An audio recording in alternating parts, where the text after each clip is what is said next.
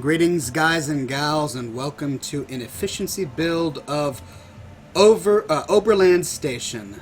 This was a lot of fun for me to build, and let me show you straight away the primary feature of this settlement build, which is the railway marketplace. So, as we all know, this is a nuclear holocaust, and the United States railway system is sadly defunct, putting these rails to absolutely no use. So, since they go right through this settlement, I decided to create a nice little marketplace. I'm sure that these rails are used as a road, or at least, wayfarers and traveling merchants probably use these to get around.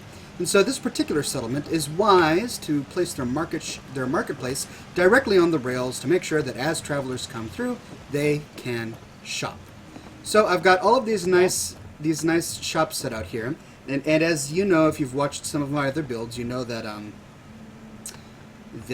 in the morning, when settlers wake up, they tend to go to the bars and to other seating areas and sit down and enjoy a nice cup of coffee. And after work, they tend to hang around the bars. So this entire platform down here is nothing but restaurants and bars. I have these nice chairs here, and the reason I use these chairs is because they are stools, they're elevated, and they have a back. That way I know which way they're going to sit. If I had faced it directly into this wall, into this little wing to the shop, then the settler wouldn't use it because he would clip with the wing to the shop, and I don't want that. So I'm using these to know exactly which direction the settler will sit, and then I place them really compactly against this shop so that the settlers will actually use the chairs, and I still have space to walk. Now, due to the Wasteland Workshop, some of the mods that I'm using to add decorations currently don't work, including OC Decorator, which I use to add food to tables. So I've got these tables placed, and when OC Decorator is fixed, I'll populate them with some nice foodstuffs. And then coming down here, I've got a coffee station set out here, and one little table set out here, and one of my primary turrets over here, because I tend to get attacked from this riverbank over here. They tend to come up the riverbank here and attack me right around here. So I've got a station set up right here to shoot down the riverbank to defend the settlement. So going through the marketplace and around the corner, I've got the primary residence of all 30 some odd settlers of mine. They're all crammed in there. But they're happy, and I've got one more coffee station down here. This tower right here is not used for much. I think there may be a few beds still inside. No, I have a few paintings on the wall, but that's about it. Now, one of the nice things about Wasteland Workshop is campfires have now entered the game, so I can place down burning campfires, and I tend to place them right on top of burnt-out campfires. Many of these settlements come with burnt-out campfires for some reason. So I put the burning campfires down and then circle some chairs around so that the settlers can have marshmallows and all of that. Here's the farm.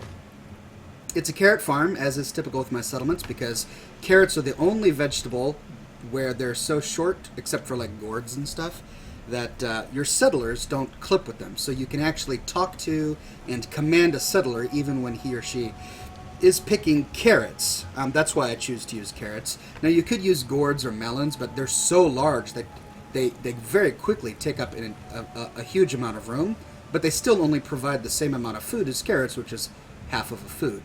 So I have 72 carrots here, which is going to equal 36 food for my 36 settlers. Let's take a look at my vital stats here. I've been working on this build for a while, so I slowly was putting it together, which is why this particular settlement has already reached 93 happiness, which is one of my higher settlements. But I just finished it today, which is why I'm showing it off, and I've got 32 beds. Ooh, I need to get more beds. I just realized. Well, you guys can help me. Let's go on up here. We're out of space in our big house, so let's place a few beds down here. Now, the reason my magic number is 36 is because of my charisma level, which after my charisma and intelligence armor is taken into account, and after grape mentats are taken into account, the maximum number of settlers that I can have at each settlement is 36. So there we go. I placed down all the requisite beds, and I now have room for 36 settlers as this one grows. Now, I've got a dog cage here. Now, this is a new feature from Wasteland Workshop, the latest DLC for Fallout 4. And what this does is this lures dogs. Now, you have a 50% chance of getting a wild mongrel, in which case you're going to have to shoot it or do something with it. But you have a 50% chance of getting a guard dog, in which case the guard dog can live in the doghouse. It not only gives your settlement defense, but it also gives your settlement happiness. So I'm thinking this may be a quick way to give my settlement happiness. Now, the dog won't come out and start giving your settlement happiness until it's let out of the cage, and you can't let it out of the cage without cutting power to it. So I have an interval switch here, and as you can see, the light is blinking green and now it's blinking red. That means that the power is turned off while it's blinking red, and the power is turned on while it's blinking green. This way, I figure it may take longer for my trap to lure a dog, but once it does, even if I'm not in the settlement, at least I hope it works this way, the interval switch will automatically turn the power off and let the dog loose. Now, if it's a wild mongrel, my missile turrets and my machine guns will take care of it. But if it is a guard dog, then it'll automatically go to the guard dog house, and this will reset itself, unless I have to add more dog food. I may have to add more dog food. I'm not sure. It's a new DLC. It was released yesterday, so I'm not sure. If I have to add more dog food, then this is a waste of time. But if I don't have to add more dog food, then this thing can continually reset itself, and I'll continue to accrue dogs over time. Alright, let's take a look. I also get attacked from this area over here, so I've got this platform here with a heavy laser turret, 2 heavy laser turrets, and my missile turret, and a spotlight. And then I have this one over here, which is overlooking the entire settlement. So I pretty much have all my bases covered. Now, this is my generator, and it's not very pretty. I ran out of room, and I didn't do it correctly. Like, this shack I built on top is overhanging. I basically messed up my geometry here, so I may fix it one day, but basically I've got this gap in the floor. There wasn't enough room for this little one, and I needed it for something, so it doesn't quite look good, but you can't tell when you're over here, right? Who can tell? Oh man, it looks nice, it's a shack, and it doesn't, then I come over here and it's, oh look, it's got a hole in the floor. But anyway, as I said, I started building this before the Wasteland Workshop came out, so I didn't have any of those nice water purification systems that don't need pools of water to work, so I was forced to use these at the time. I may swap all of these little pumps out with one of the more compact water purifiers at a later date. I've got these guys down here so that my Brahmin are not wandering around the town, and I've got 3 of them so that if I collect more Brahmin over time, they have a place to go.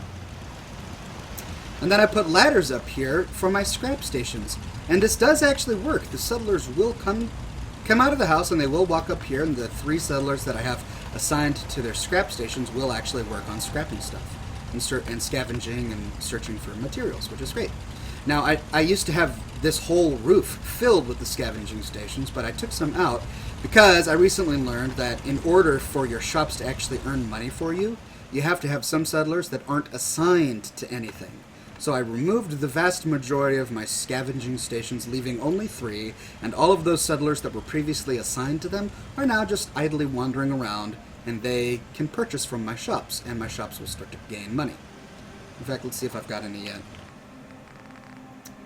Now here's all of the scraps and materials that they've been collecting, so you can see that they've been working really hard on a bunch of stuff before I removed them, but sadly I don't have very many caps left.